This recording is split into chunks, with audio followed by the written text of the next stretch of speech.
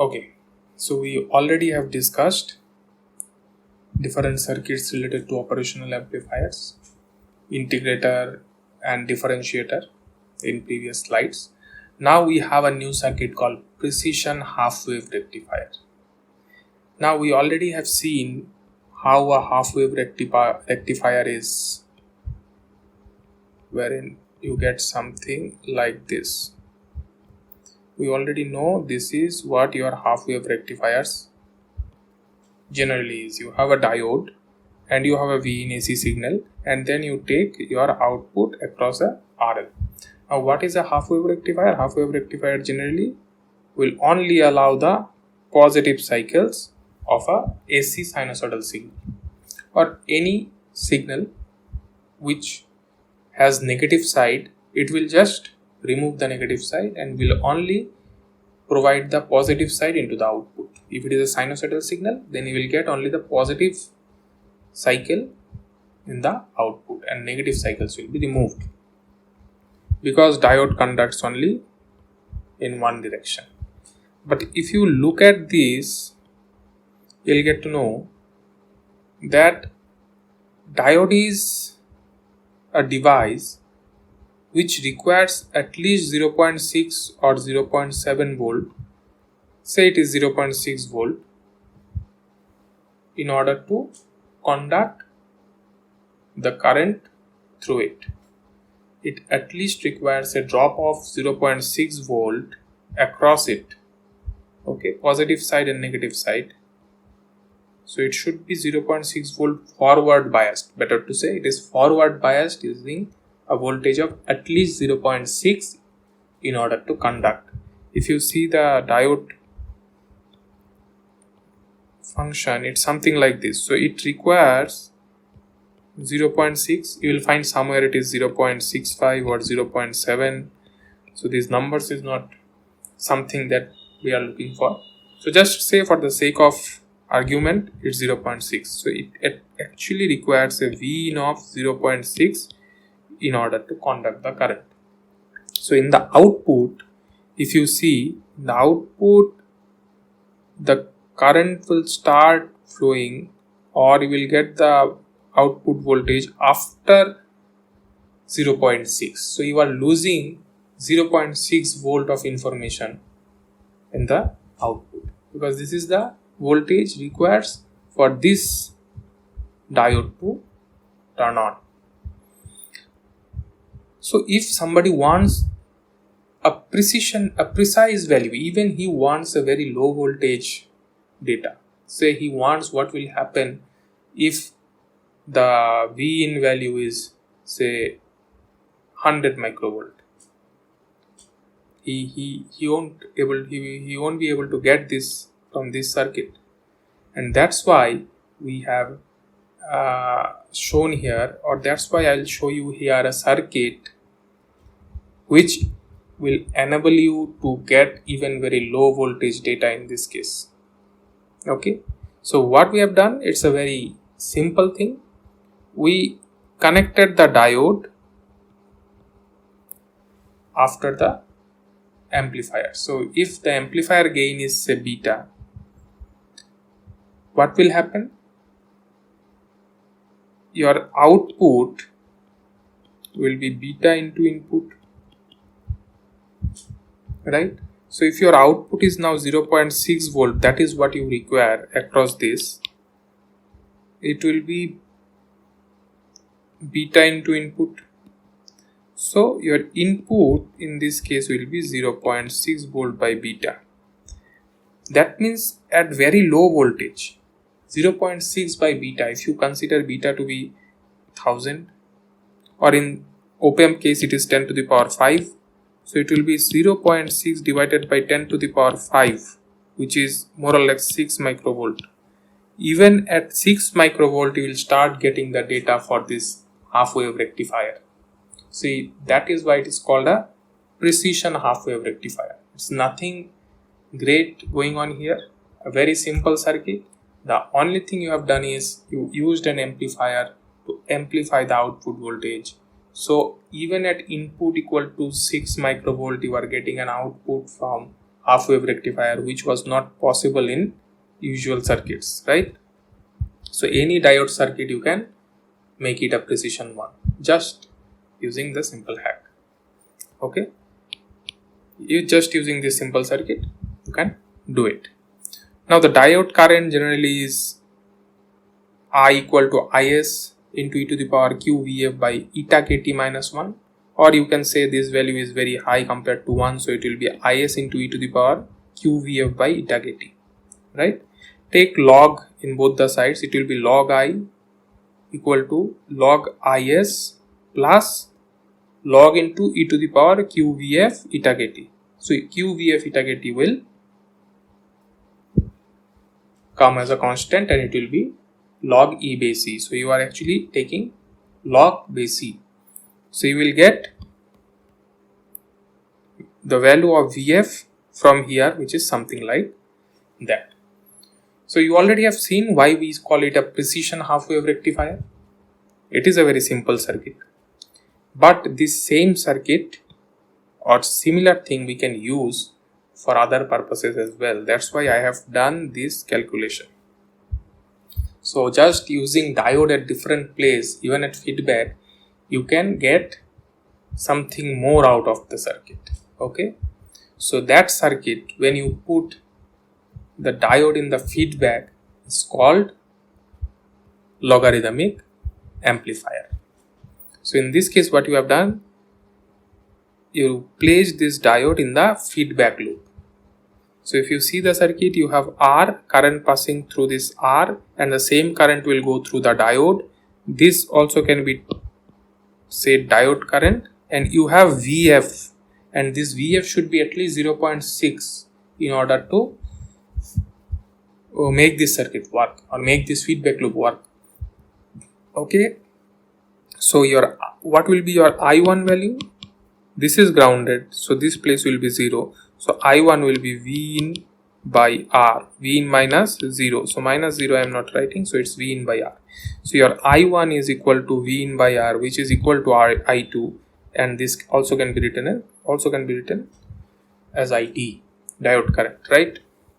So if your ID is equal to 0, that means this current is equal to 0, your V0 will be 0, which is obvious. If no current is flowing through this, you won't get anything in the output because no current goes inside the OPAMP, and your I1 also will be 0 because I1 is equal to ID. Okay, your I1 is equal to ID, your ID equal to 0 means your I1 equal to 0, and also that means your V0 equal to 0. But if your diode conducts, this potential should be higher than this potential, because otherwise the diode will be in reverse bias.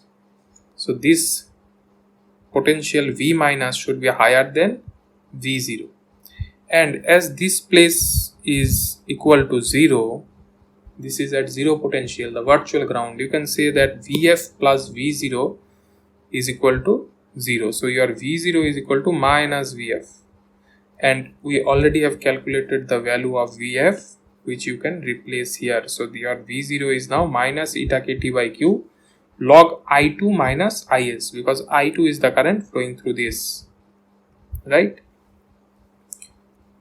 Replace the value of I2, V in by R. If you replace this value here, it will be V0 equal to minus eta kt by q log V in minus log R minus log Is. So take this, or take the whole logarithmic equation, and then you can write this part is log V in by R Is. So your V0 is now function of log V in. So this is a logarithmic amplifier. So from here you can say that using OPAMP you can make a logarithmic amplifier. Is that okay? Similarly, you can make anti-log amplifier, wherein you have just replaced the resistance by diode and the diode by a resistance. Now if you do simple calculation, your ID is Is into exponential q Vf by eta kt. Your V, this part is also 0, V minus is equal to 0. and your IR into R, this will be the voltage drop across these two terminal. So it will be minus V0, because if you look at this, 0 minus V0 divided by R is equal to IR. In other words, you can write like this: 0 minus V0 divided by R is equal to IR. So your minus V0 equal to IR into R, and your IR is actually your ID. Replace the value of ID and you will get your V0, which is proportional to an exponential function. So you get an antilog using this type of amplifier. Now if you combine the log and antilog amplifier, you can actually get a multiplier. Multiplier means a circuit that can multiply the input voltages V1 and V2. Now if mathematically, if you see, log AB is log A plus log B. Now if you want AB, you can write this antilog of log A plus log B. So your purpose is to get AB because it is a multiplier. So what we will do, you need two logarithmic amplifier, one adder, and then an antilog amplifier where the output of all arrangement will be the input to this amplifier. Is that okay? The process is okay?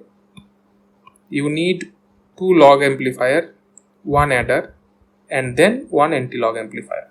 If you combine all of them, you will find that you have received a multiplier, A into B, or if it is V1 and V2, you will get V1 into V2.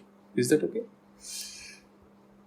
Now the circuit will look something like this. So you have a logarithmic amplifier here, you have another logarithmic amplifier here. This will give log V1, this will give log V2, and this outputs now is the input of an adder or sum, which will create the sum of log V1 and log V2.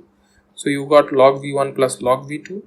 Then you put the output of this to a antilog amplifier, which will create antilog of log V1 plus log V2, which is essentially V1 into V2.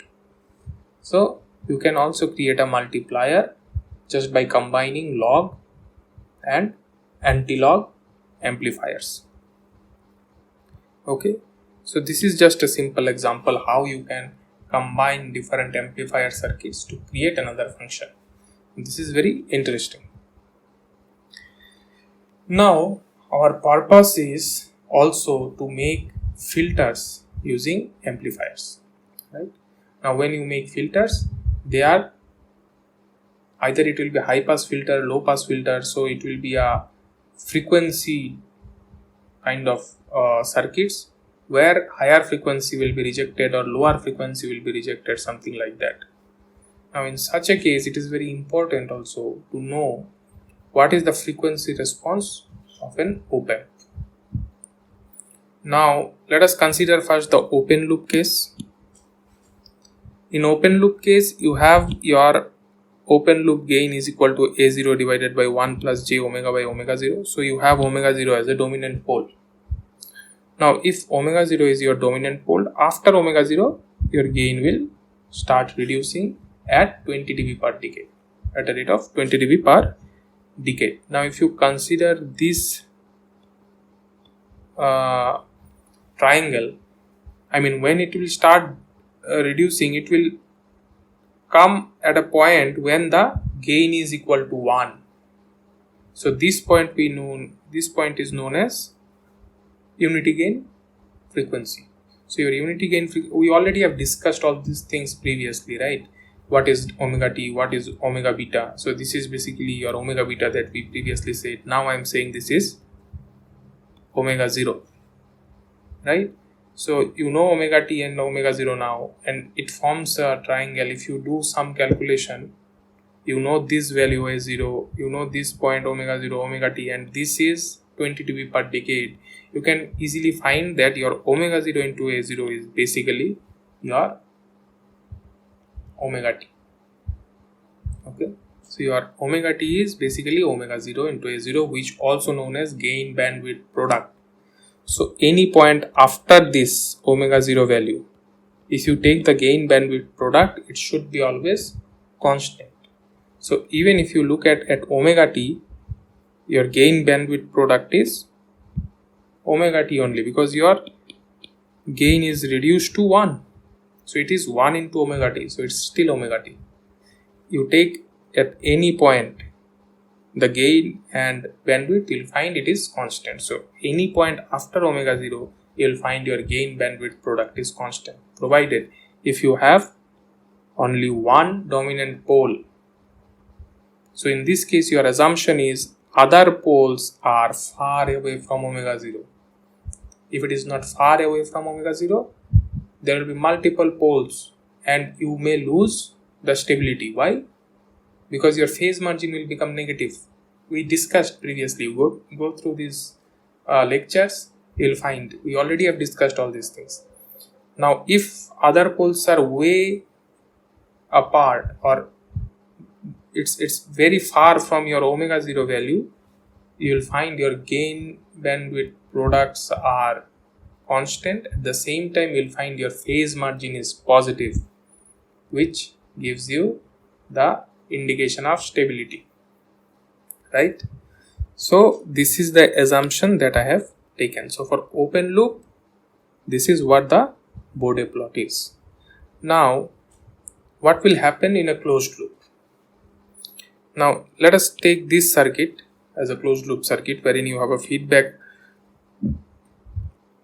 loop which contains R2, you have R1, and you have V in. So it is a non-inverting amplifier case. Let us take this. Now if you look at this circuit, you will see if your V0 equal to 0, your feedback voltage will also be 0. So taking V0 equal to 0 means you are considering voltage sampling. That means it is a shunt sampling in the output side. In the input side, if you look, it is a node. So current will start splitting from here. So again it is a shunt mixing. So it is a shunt amplifier. Is that clear? If you take V0 equal to 0, your feedback will be equal to 0, which indicates it's a shunt sampling. Taking V0 equal to 0 means it's a shunt sampling. At the same time, if you take the input side, you'll see it is connected to a single node. So it is also a shunt mixing. So it's a shunt amplifier. And in such a situation, or in fact you already have calculated the closed loop gain, which is nothing but open loop gain divided by 1 plus beta into open loop gain. Okay, so let us see or expand this equation. Beta in this case, you have R2 and R1. Beta in this case will be R1 divided by R1 plus R2. Okay, and your A0 L is nothing but A0 divided by beta A0. You know this equation. Just replace the value of beta. You will find this is your A0L into 1 by 1 plus j beta into A0L. So you will finally get some expression like this. Okay. Now consider A0 to be much higher than 1 plus R2 by R1. If you consider this, you will find your ACLO0, that means the closed loop gain for DC is A0 divided by 1 plus A0 by 1 plus R2 by R1. As A0 is much higher, again you can reduce it up to 1 plus R2 by R1. Do some simple calculation, you'll find this. It's not something very difficult. Okay. So you found your gain again in this case is 1 plus R2 by R1. You have already calculated this gain previously, right? So in previous case also you got something like this. And if you remember, you considered the open loop gain there also to be very high. So you have taken the same assumption and you found similar value of the gain. Here also you are getting similar value of the gain. So essentially both are giving same values for same assumption. Now just replace this ACLO value in this. You will find your closed loop gain will be ACLO 0 divided by 1 plus j omega divided by omega 0 into A0 by ACLO or ACL 0. So your new bandwidth now is omega 0 into A0 divided by ACL 0, right? So what does that mean? Previously it was omega 0 here, now it is increased to omega 0 into A0 divided by ACL 0. So it is currently now here, right? At the cost of your bandwidth gain reduction. The gain has been reduced but your bandwidth increased. Now if this is the new pole, again the pole will start decreasing. I mean, from the pole point the gain will start decreasing at 20 dB per decade only. We already have seen these things previously. So it will follow the same line and will touch the omega t. But for the sake of argument, say you want to prove that from here also it will decrease at 20 dB per decade, or it will follow the same line. So what will you do? If you want to prove this, you just need to figure out that for your closed loop also your unity gain frequency is omega t. So your unity gain frequency omega t is same for closed loop and open loop. If you can prove this, if you can prove this point that for open and closed loop your unity gain frequency is omega t only, then you can say that it is following the same line. In fact, we already have seen that every time it is the same slope. But just to prove an argument, let us see whether omega t is same for open loop and closed loop or not. And we have taken this